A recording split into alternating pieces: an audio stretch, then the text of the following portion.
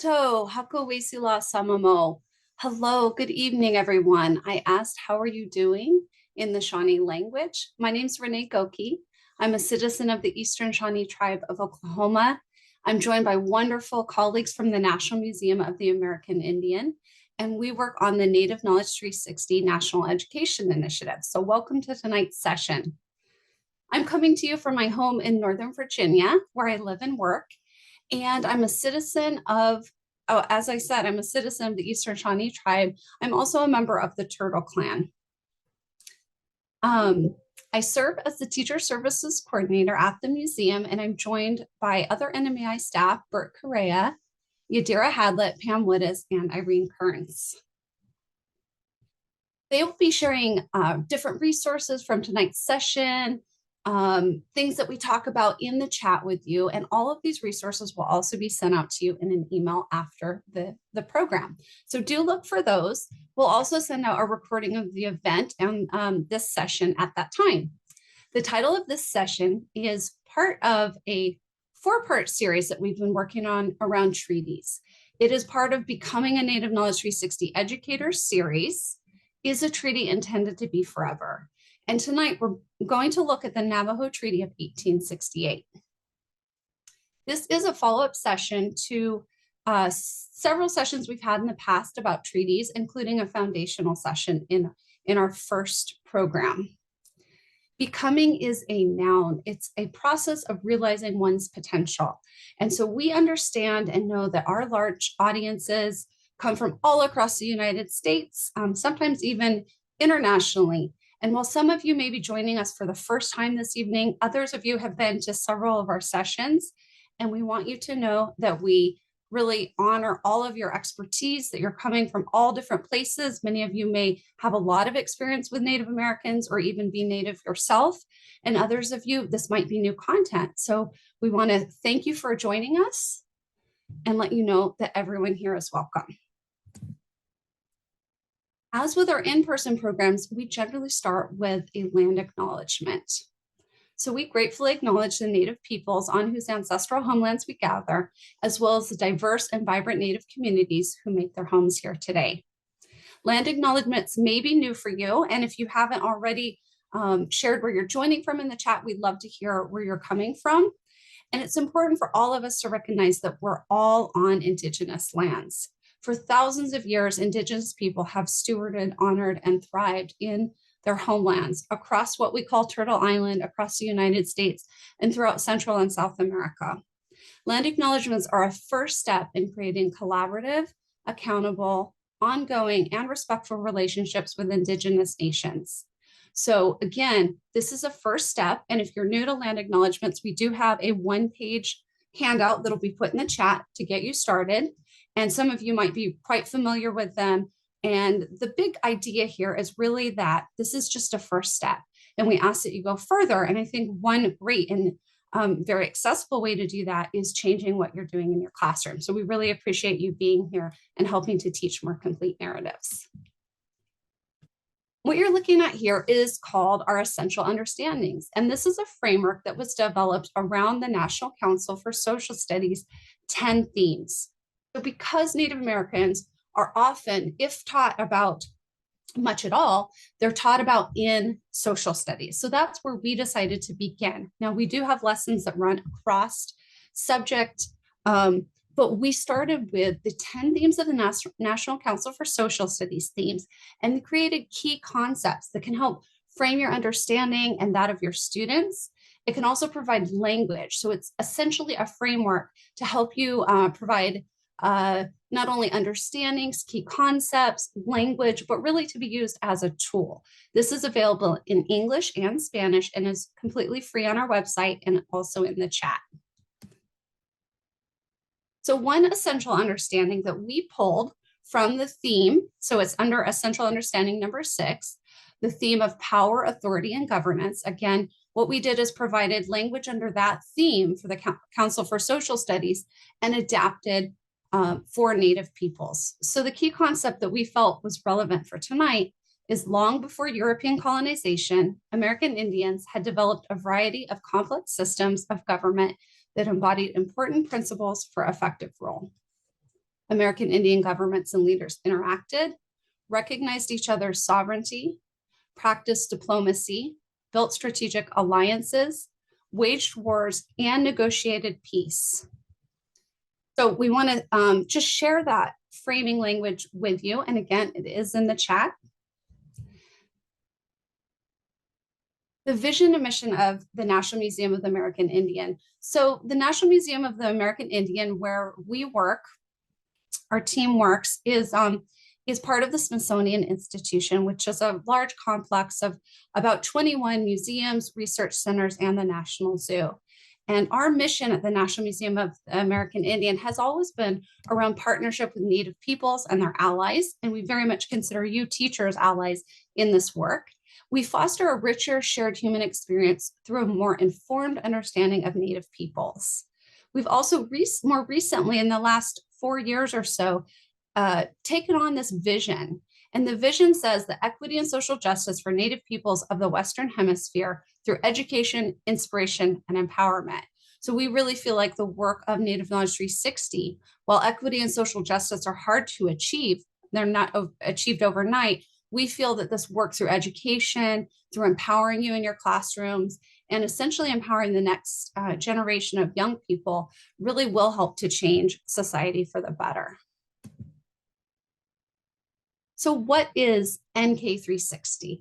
I mentioned briefly that Native Knowledge 360, or NK360 for short, is our national education initiative to transform teaching and learning about Native Americans. So we have a variety of lessons and professional development that you'll be learning more about, and also that we hope really can help us in this goal. So considerations for the day.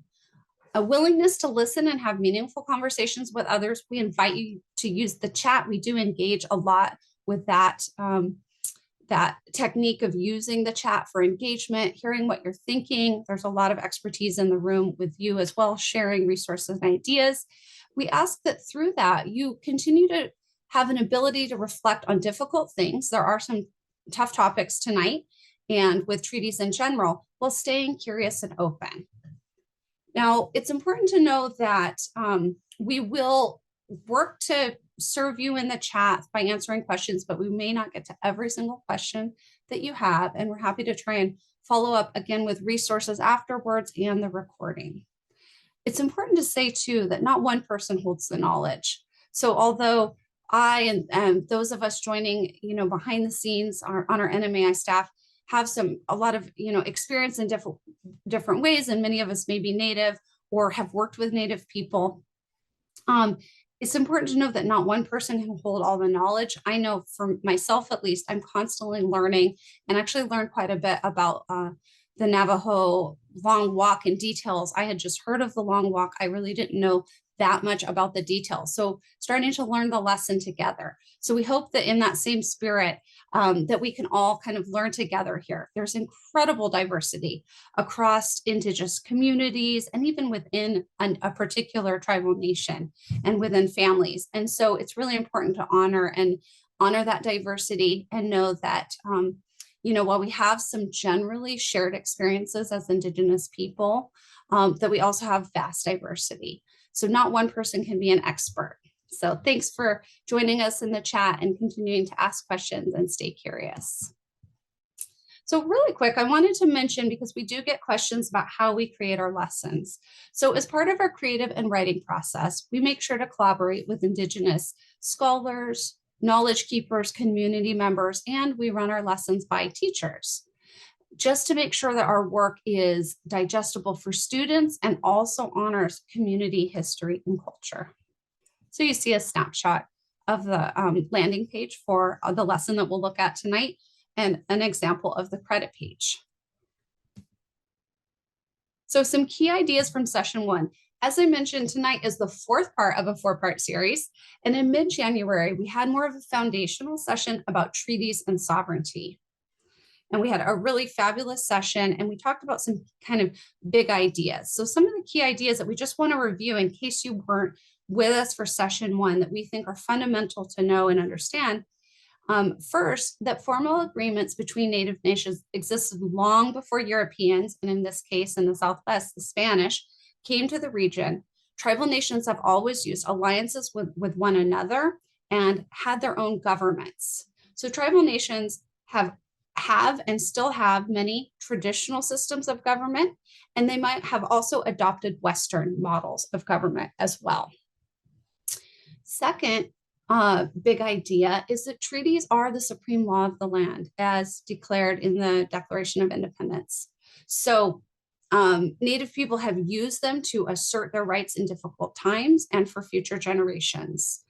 And finally, treaties are ongoing, in some cases, sacred agreements, and tribes continue to assert their sovereignty and act as citizens of their nations and as citizens of the United States. So some of these key ideas that treaties were being negotiated and tribes had formal governments long before Europeans came, that treaties are the supreme law of the land and they should be recognized and honored. And again, that treaties are ongoing, and tribal members are both citizens of their tribal nation and citizens of the United States. So tonight's session seeks to explore this idea of a treaty intended to be forever and looking more closely at the Navajo Treaty of 1868. The kind of big, compelling question of the lesson is looking at why the Navajos' return home was so remarkable. So we'll look more at that. This foundational workshop does seek to connect you to our Native Knowledge 360 framework, which you were introduced to, our Essential Understandings Guide, and this treaty to support teaching about treaties with your students. And we also feel like there's a lot of other important lessons that we try to imbue as well. So, learning objectives. In our lessons, this is how student learning objectives are laid out in the teacher materials. So we have know, understand, and do. So what students will know, what they'll understand, and what they'll do. So we've kind of organized tonight's program and just want to introduce you to these learning objectives in the same way. It's important to know too that this lesson that's available online and is in the chat, will be in the chat frequently throughout the night, is structured according to the inquiry design model. And we call that IDM often for short, meaning that a big compelling question overarches the whole lesson. And there are often, it sort of frames all of the learning and student activities.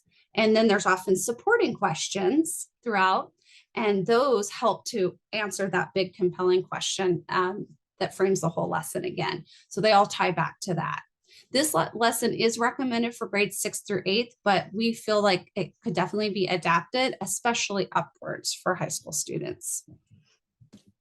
So wanted to mention to you that this learning objective of know is really important. And before I do, I want you to know that a lot of the imagery that you're going to be seeing, for example, this mural painting by Shanto Begay from 2012, they're in the lesson. And so we wanted to start to create some visual recognition for you, so you start to get familiar with these sources, and we will go in depth with them more. Under the learning objective of know, there's two things you need to know from tonight: what the logbook was and how the actions of the people around the Treaty of 1868 was leveraged so that the Navajo could get back to their homelands.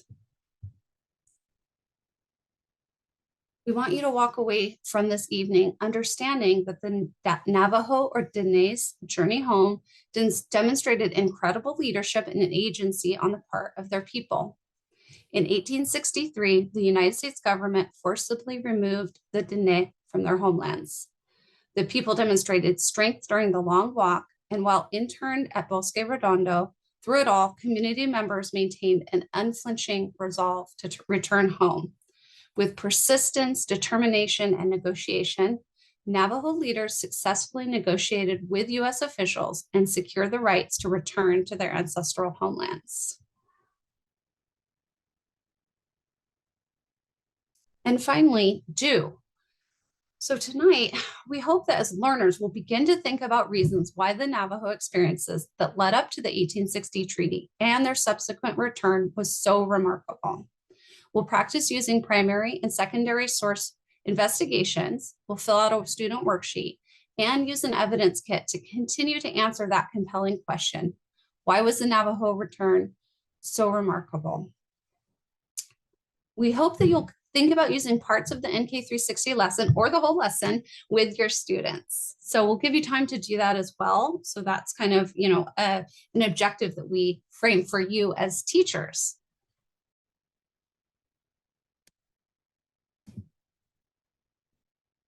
Okay. So real quick, I'm going to, I introduced you to kind of the big learning objectives and things like that, but let's talk about how we're going to move through the work.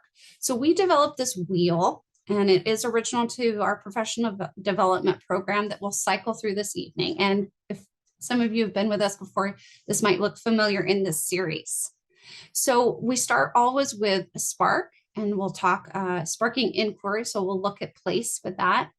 We hope to connect you to the long walk in Bosque Redondo, but also some of the feelings that arise from these events in history. And we'll learn by looking at doing a student activity and looking at a tool that you can use in your classroom. We'll also examine a contemporary map to consider the ways the Navajo continue to show resilience and how the return to their homelands is so remarkable. The last part of this, and very importantly, is again to give you time to think about how you're going to use the lesson in your classroom and share ideas in this community with one another. And that's our ACT portion. So let's start with sparking inquiry. And before I move on, you see an image from the lesson, again, hoping to have that visual recognition. So you start to get really familiar with what you're seeing when you go into the lesson.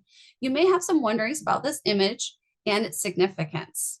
We'll be learning more about the image, but I will share that they are looking at the Navajo people at Blanca Peak, one of their 4 sacred mountains. And at NK360, if you've been with us before, you know that we really like to start with sparking inquiry. And the reason we do this is that together through inquiry, we build interest and relevance to students and to any learner.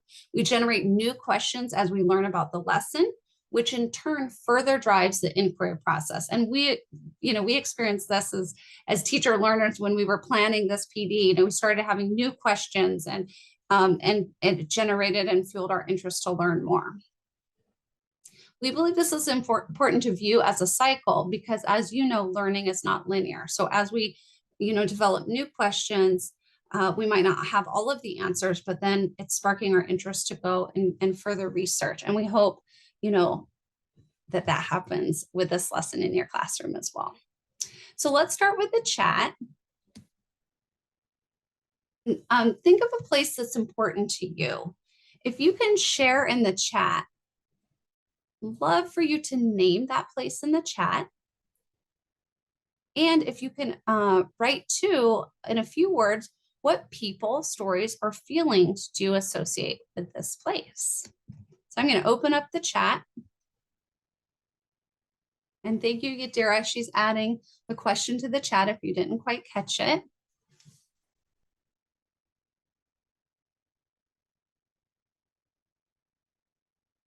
So what is one place that's important to you? And I can share that one of my colleagues said that their grandparents' garden was really a special place to them.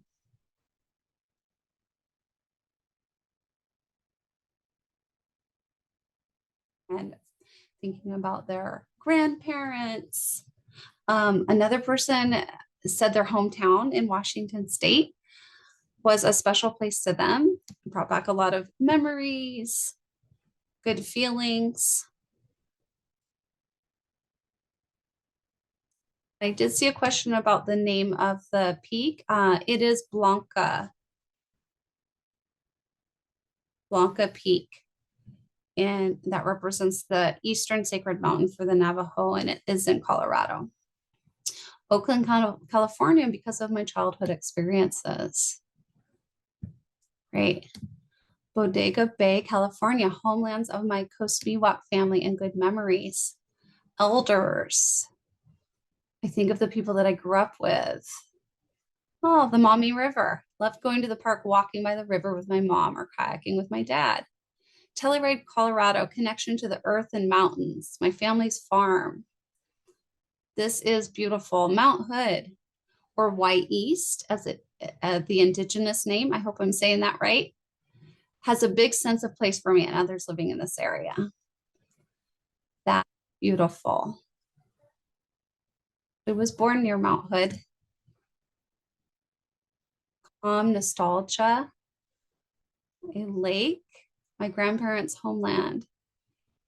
Thank you for sharing the Navajo name for Mount Blanca. Appreciate that. Jefferson Lake, freedom, home, and comfort with my family campfires. Being on the water, early feelings of autonomy, peace, and safety. Going to visit cousins in North Dakota, listen to fiddle music, watching everyone jig. North Carolina mountains, so many memories of learning and sharing.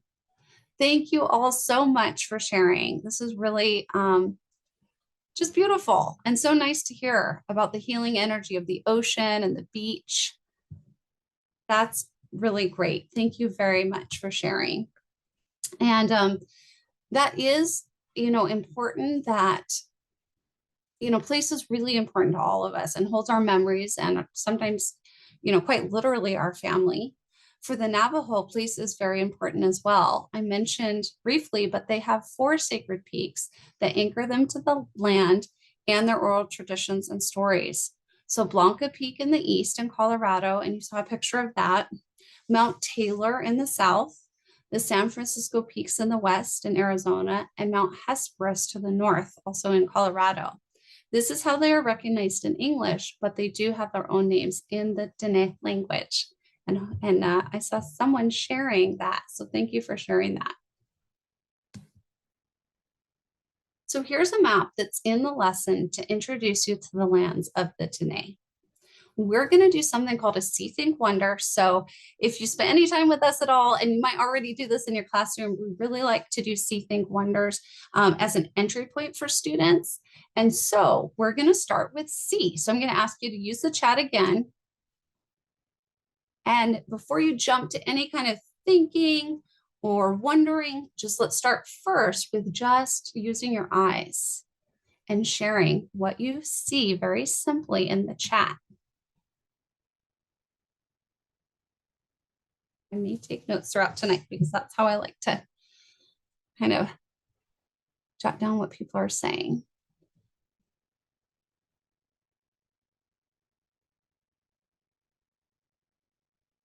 Three different routes.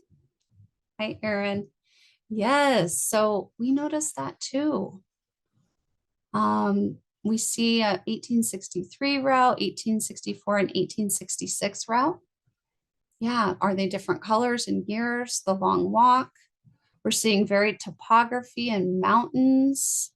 We see borders. We see languages, many languages. 2 rivers in the homelands, rivers. A large original homeland. Ports. Thank you all for sharing. Yeah, so you see the original homelands. We also noticed that, the states are mentioned and they're very square, whereas the homelands are, much more kind of curvy. The Navajo homelands hold enormous spiritual and cultural power. Their homelands, the Dineta, are the foundation of generations of knowledge, practices, and teaching. So let's go on to thinking for a minute. So we've observed with our eyes and shared what we see. What are we thinking now? If you can put some of your thinkings connected, maybe connected to what you saw, maybe connected to a thinking about what somebody else saw, but was brought to your attention through sharing.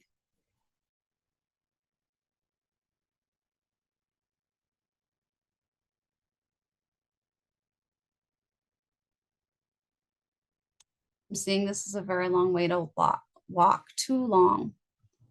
So you're thinking there may be a clash of cultures. The routes force the Dene outside the circle of the 4 sacred mountains. Right, now that we know about those, thinking about the loss that was experienced and all the nuances of loss.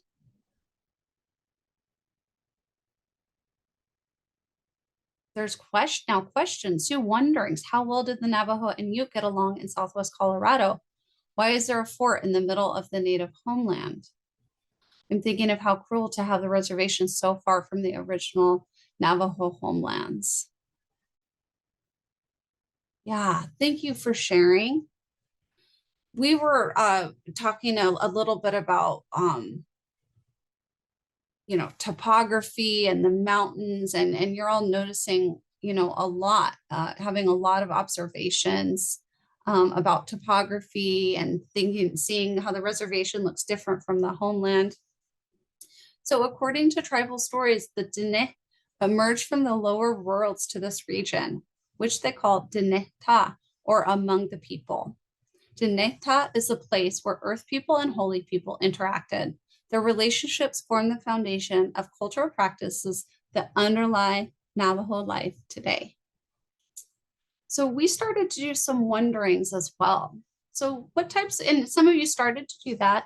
If you want to add a new wondering, and again, we may not, you all had really good questions. So we may not, and thinkings, we may not answer everything tonight, but these are places and entry points to go back to.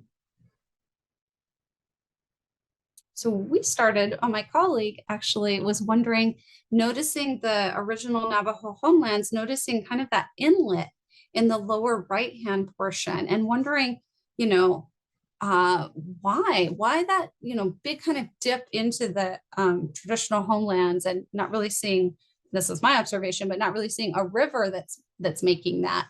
So why is that? So that was a wondering that some of us had. So we were wondering why it was shaped that way. We also wondered, we noticed the three routes, the long walk routes, and we wondered why they split up into three and the different years. Was it because there were so many people and different Navajo families in different regions were kind of brought to Fort Defiance and then at different times and then, forced on the long walk. So we had some wonderings about that. Food access in original lands. Wondering how long ago names of places were given and how they've changed over centuries. Wondering how the flows of the rivers have changed. Yeah. Why aren't the peaks all in their traditional territory? Or maybe I shouldn't say traditional territory because I think all of those kind of are, but they may have been some areas that were shared lands, and other Native people, are in these areas as well. Thank you for all of these wonderings. So after many invasions by Spain, Mexico, and eventually the United States, the Diné mounted campaigns of resistance in order to remain in their ancestral homelands. During an era when many Native nations found themselves forcibly removed from their homelands, the Navajo also faced increasing pressure to leave their ancestral home. This is, these are, as we have sort of alluded to, sacred places. So they still have stories and language and markers and rivers. And, these ties and connections go back generations. And wondering about the forts and how did they get their names. And I'm wondering about the years the forts were built. Hmm? Thank you, everybody, for engaging in this See, Think, Wonder. Just one, access or entry point for your students. And this is a map that's in the lesson. This caption too is there. So it says between 1863 and 1866, more than 10,000 Diné were forcibly removed to Bosque Redondo Reservation at Fort Sumner in current-day New Mexico. During the long walk, the U.S. military marched Navajo men, women, and children between 250 to 450 miles, depending on the route they took.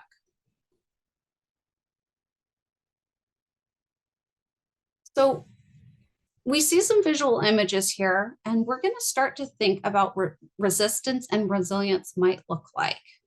The graphic image on the left is by Navajo artist Shanto Begay.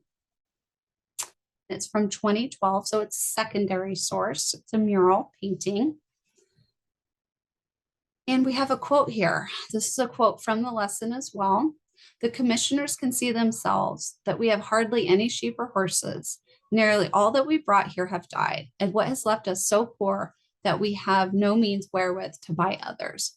So we're seeing some of the impacts of this long walk. And finally, we see this image, this black and white image. So we see Navajo people here along with soldiers, and Navajo people were held as essentially as captives. And so this historical photo is part of the lesson. So these, we wanted to note that some of these things this is a troubling history, and we will work on a student worksheet in the lesson as a whole group. Navajo oral history tells the stories of those who lived through the terror inflicted on the long walk, that the soldiers showed no regard for women, children, or families. Sheep and horses died, and people struggled along the long walk. So first, or next, I should say, we're going to go to connect. So you learned just a little bit about what the land means to the Navajo, and there's more in the lesson. And now we'll learn more about the conditions and resistance strategies that the Navajo employed to resist and eventually return back to their homelands. But let's do a little mind map. And this is also a suggestion in the lesson. What is resistance? So let's think about that for a minute and establish what resistance is in the chat. If you can share, please. It might be surviving. That's right. Surviving is an act of resistance. Or thriving, standing up to adversity, taking the stand for what is right, refusing to comply, toughness, standing one's ground, refusal, pushing back.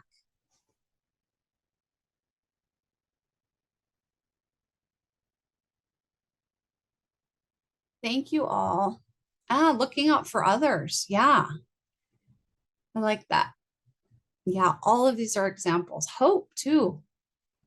Yeah, that is resistance. These are great. Thank you, everyone. So let's learn more about the long walk in Bosque Redondo through sources and informational text. We really wanted to establish what the conditions were like, and then we'll return to this idea of resistance. So before you bring this worksheet to your classroom that we are going to explore together tonight, you should check out the link in the chat.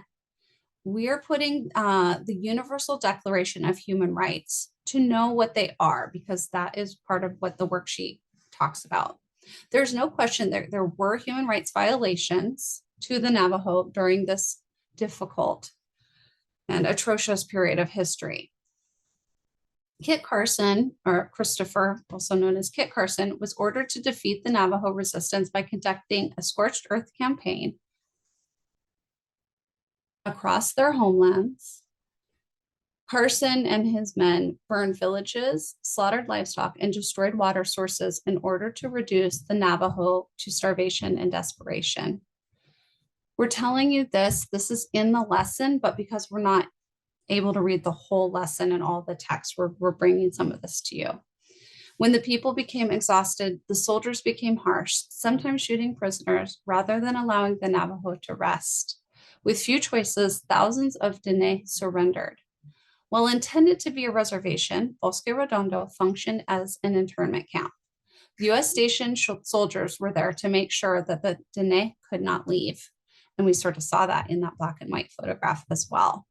So I think this will make more sense when you see the student worksheet, and why, when we were filling this out, one of the things we realized is it would be very helpful first to establish what are human rights. And so that's why we, suggested exploring that maybe with your students, or picking out one or two to use as examples in this lesson. So human rights are basic to all of the human community, because they're human rights are basic rights people have because they are part of the human community. And so we, just to provide one example, access to food is one. So We might put that in the right-hand column under number 1. You have to have access to food. So an abuse would be to withhold food. In number 2, we also picked the basic human right to have conditions that are not abusive, to have humane treatment. So freedom from torture, and those are another example of a basic human right. So we're going to do this together by looking at sources. So this first source that we see here, we'll do this part A together of the worksheet. And you can feel free to jot some ideas down on a paper if you'd like. But this secondary source on the left, as I mentioned before, is a mural by Shanto Begay. It's a painting called My Father's Torture from 2012. This was actually created by oral tradition about the conditions during the time period from the Navajo people. So let's look closely at the painting on the left that's in the lesson. How does this source or painting show a human rights abuse to the Navajo? So using evidence from the painting, and let's use the example number 1 of access to food. Everybody should have access to food. It's a human right. So the elder is malnourished, as is the younger man. The elder looks dehydrated, starving, and no clothing, right? So we're seeing no given adequate supplies and not given adequate supplies in order to survive. The background is bare of vegetation and water.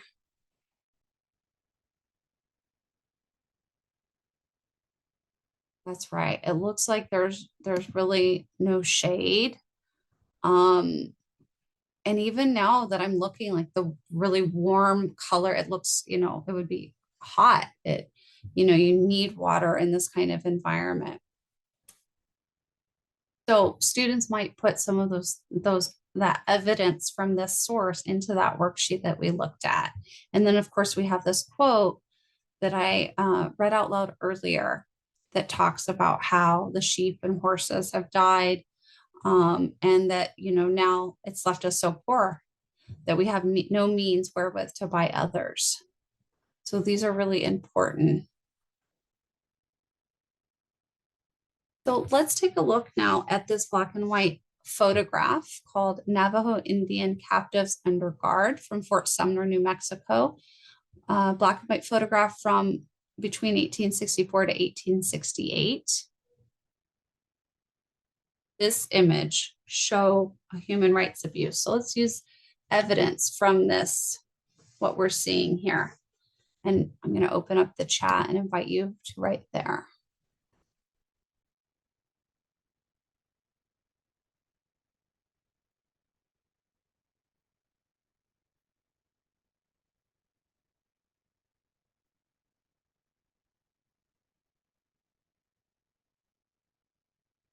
Individuals with armed guards standing over them. Guessing that holding someone at gunpoint is human rights abuse. There's certainly domination, right? No shelter, domination through force.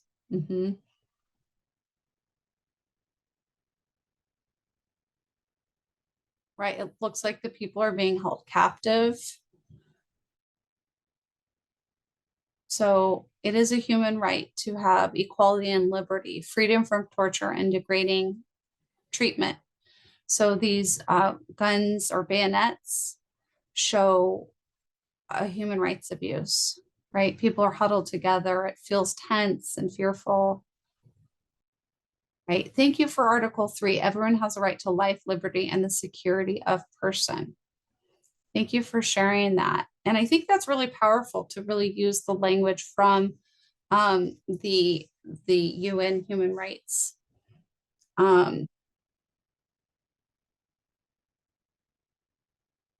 So the conditions were terrible at Bosque Redondo. We were observing that it looks like, they're sitting on the ground, waiting maybe for orders. We wondered if they brought the blankets with them, as if this is one of the few things that they were able to bring. We don't know. Um, it may be all they had to sleep on. So there's a lot of questions. And I imagine, I can't speak for the Navajo, but I imagine that some of these stories are still, present in the community. Yeah. Or they may not be talked about too. I know when my grandmother went to boarding school, she experienced that, but she didn't talk about it very much. So, that's another possibility as well. Okay, so thank you. And again, these are in the lesson, and that student worksheet is one of several. And we just, we put some potential answers down. And this is a worksheet that could be printed out and used in your classroom. And then there's sources that you can use to have students examine. And the student worksheet should also be in the chat for you. So here you're seeing that compelling question, why was the journey home so remarkable? And while the pain of this forced removal and internment is difficult, we want to return to the idea of resilience now. What did it take for the Navajo to have a different outcome than so many of our nations who were forcibly removed? They signed treaties as well, but never returned to their homelands. Why was the Navajo journey home so remarkable? So here you're seeing a very contemporary picture from 2018 on the left. And this is representatives. And I do sort of love that there's also a lot of women in this picture. And they're looking at the Navajo Treaty of 1868. And you'll see in the caption, there is the Navajo language and word for that treaty. And this was on view at the National Museum of the American Indian in Washington, D.C., where they're looking at it here, but it also traveled to the Navajo Nation Museum in Window Rock, Arizona. So that's really important as well to have it back in the community. And on the right-hand side, you see the negotiations at Bosque Redondo and some of those actual signatures from some of the leaders. The treaty was signed by 29 Navajo leaders, including Barmancito and Manuelito. And we see Manuelitos and Barmancito as well, both of their signatures in that picture. So we thought it was really important to bring these contemporary pictures to you because it not only shows their survival, but the strength of their people and the relevance of this treaty to the people still today. Their journey home shows how leaders and members of the Dene Nation exercised agency and enormous strength to reaffirm and rebuild Navajo nationhood, culture, and sovereignty, and they still do today. So we're going to look at some primary and secondary sources to look at the strategies Navajo employed that show their resilience, and we'll also look at an evidence kit, which is a digital tool that you can use with your students in the classroom. We are in the Learn section of our time together. So here's the worksheet, the student worksheet. And students, a lot of our lessons, I've sort of explained a lot of how they're organized. But one of the things that I think is really important about the lessons, it is actually develop student skills. So a lot of it is skill-based. And they're also getting, new content and what we think is really important content for everybody in the United States to know. But also, they're developing these skills that they can apply across different, not only disciplines, but in their life.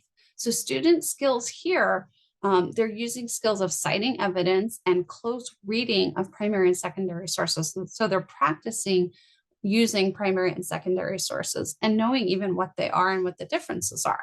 So they do this and they fill out the worksheet according to resistance, persistence, resilience, and negotiation. So we'll practice this ourselves. Let's start with the image at the left first. How might this black and white photograph show resistance or resilience? We did want to note that this is called the blanket weaver, and it is after the period. So it's 1905. This is in the lesson.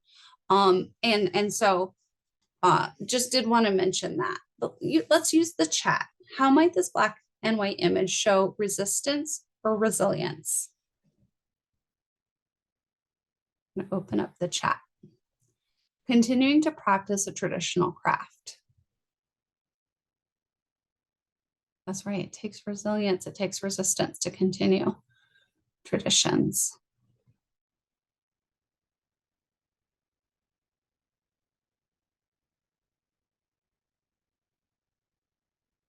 A return to traditional life way and home. That's right. Figuring out how to maintain traditions, possibly adaptation, maybe different resources. There are stories connected to weaving, and they talk about spider women showing them how to weave. The rug may have significance. They're continuing to value local and traditional materials and their uses. Yeah, providing, protecting, knowing who one is and how to continue on. So there's so much wrapped up, right, in these cultural traditions, and there's a lot of different ways that we can think about them, but they certainly are acts of resistance or resilience. How about the image on the right? How might that show, or what might we get different, or how might we think about this idea of resistance or resilience a little bit in a different way or in an additional way by the image on the right, which is called Navajo Weaver and Child from 1952. Again, much later than the actual long walk in Bosque Redondo, but a painting from 1952 by Andy Sinigini. Yeah, so we're seeing the image on the right highlights intergenerational resilience, passing tradition to another generation. Yeah. Thank you for sharing. We also thought that was really important to highlight, learning through example and teaching and modeling. Yeah. We also noticed the plants and access to materials, dyes, and even the sheep. Those traditions that allow people to continue. We really thought that intergenerational knowledge and teaching is both resistance and resilience. And after being at Bosque Redondo, it was very difficult, but we know that they got back to weaving, as evidenced by, the continuity that continues today with weaving. Mm-hmm. Thank you all for sharing in the chat with these two sources from the lesson. Navajo oral history tells how the Diné people tried to negotiate in order to return to their homelands. Local Navajo leader Pete Price recalls how the men at first failed to prevail in negotiations. Then Navajo women pleaded with the commissioners, the treaty commissioners, to be allowed to return home. Their determination and strength contributed to the eventual Navajo success at negotiation. So we thought this black and white image, what we did here is paired one of the historical black and white photographs from 1864-68. So from the era, which is in the lesson, with some of the informational text in the lesson, because you can't see it because we're not online. But this text that you're seeing, students would read that and be able to connect, this photograph and women. And it might be important to tell your students that Navajo culture is matrilineal.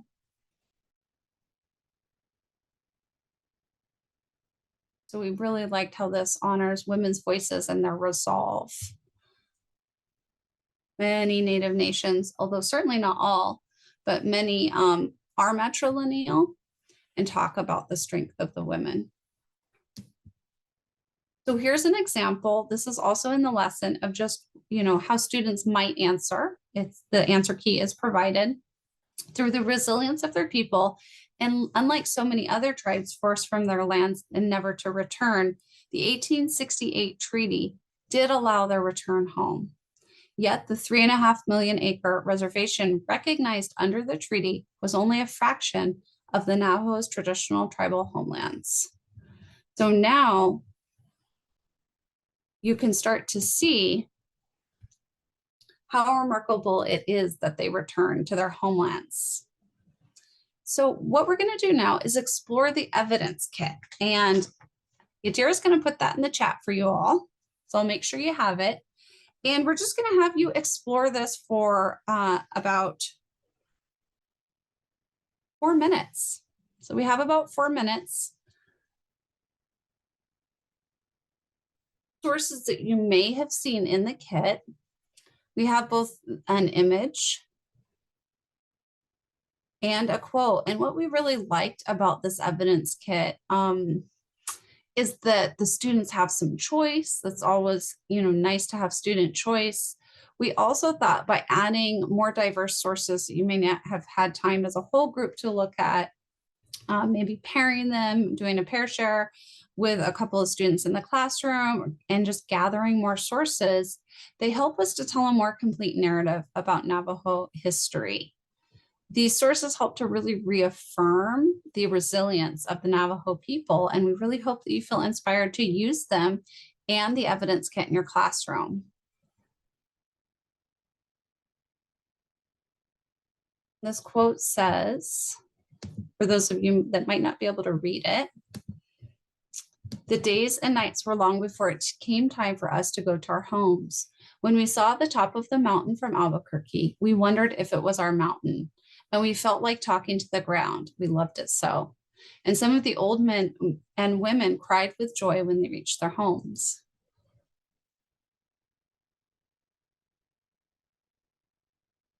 Now it's our turn to act. We're in the final portion of the wheel.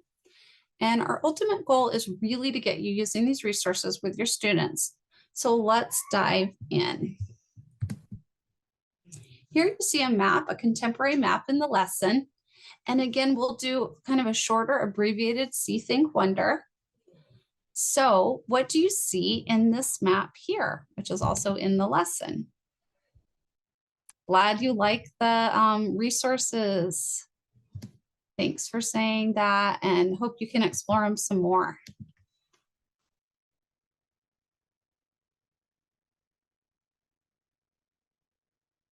This is contemporary land added. Great to see. We're happy about that too.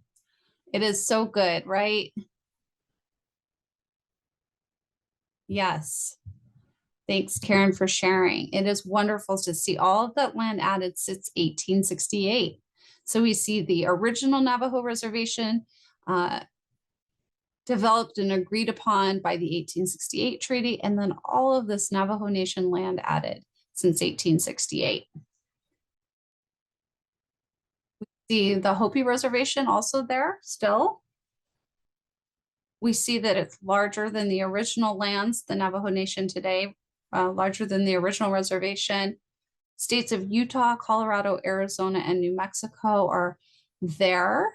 And we see the Navajo Nation kind of added on in the 3 states. We think maybe it tripled. We wondered, what were the other treaty negotiations that supported this process, or were they treaties? How did they add that land back? How did they acquire those lands? So some tribes purchase lands back through their natural resources. In the case of the Navajo, those natural resources are uranium and coal. But these are more things to explore and learn about.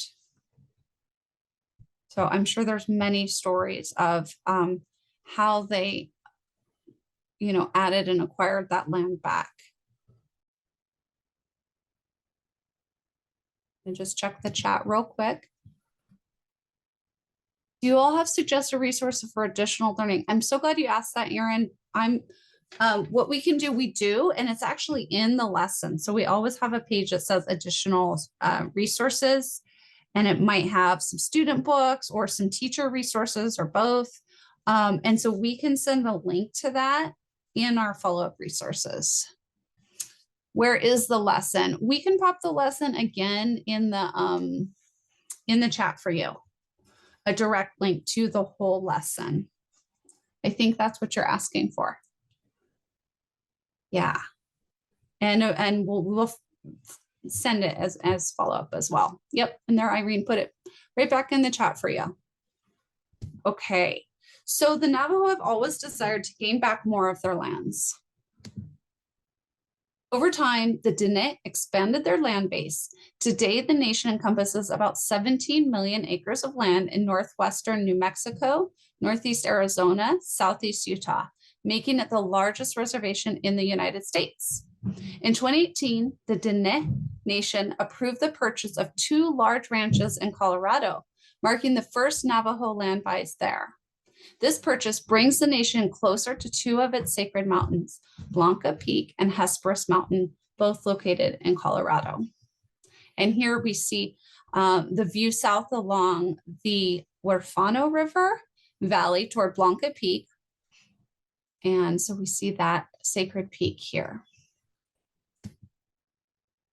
And we have this quote. We're going to ask you to just read it on your own and reflect. Okay, so we hope you'll join us and take action.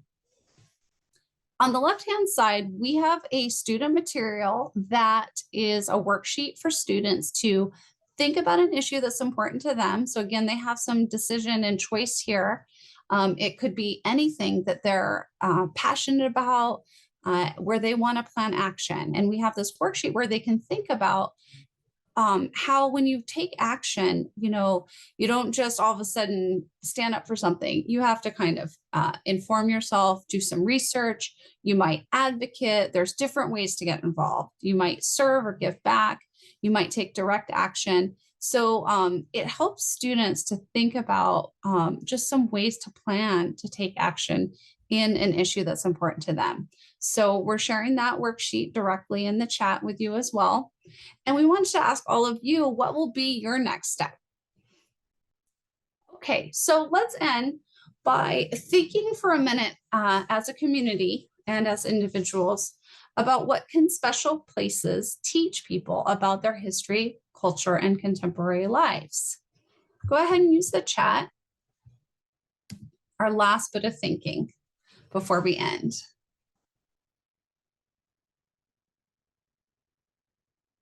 What can special places teach people about their history, culture, and contemporary lives?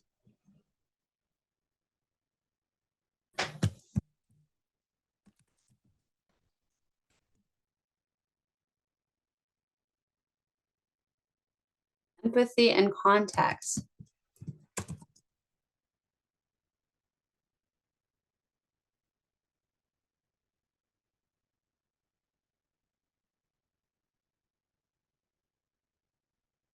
Thank you for sharing. Hearing about other people's places helps see that there's a world outside of one's own experience. Unknown narratives.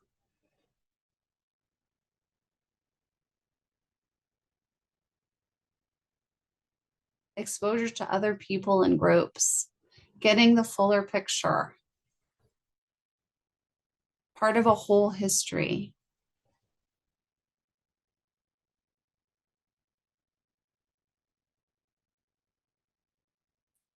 Yeah, we feel like special places bring people together. They can teach about shared experiences in history.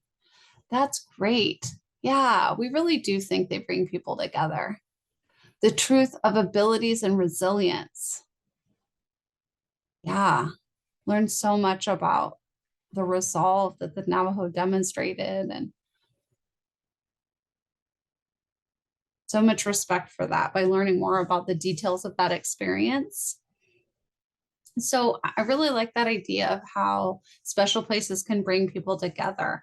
We all have places that are special to us. And I think it's so valuable to take the time to hear one another's stories and learn about one another. It's an honor, and it hasn't always been afforded to certain groups of people. And so we really appreciate